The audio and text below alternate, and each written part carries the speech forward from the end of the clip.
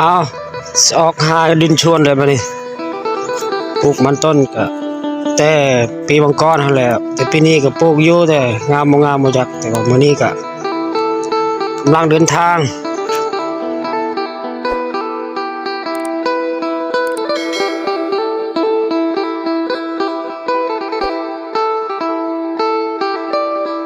สวัสดีสบายดีพ่อแม่พี่น้องครับเบิ่งครับสองนำกันมื้อนี้ก็ตัดภาพบรรยากาศประมาณ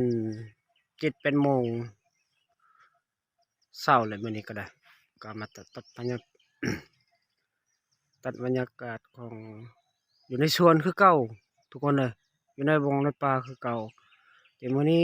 ข้าพเจ้าก็เลยมาแนะนำกันสวนค่อยมีมันว่าซั่นซะเอาเบิ่งน้ำชมนำกันเห็นบ่ทุกคน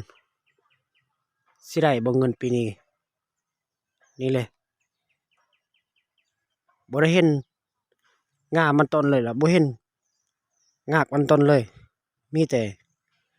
อันพักมีแต่หญ้าอุ้ยตุ้ยเลยนี่เห็นบ่อยู่ในสวนปีนี้ก็บ่ได้เงินจักกีบเลยขวัญทุกคนเอ้ยปีนี้ก็บ่ได้เสียหญ้าตามภาษาคนโสดมีแต่เฮ็ดแล้วก็ปลูกไว้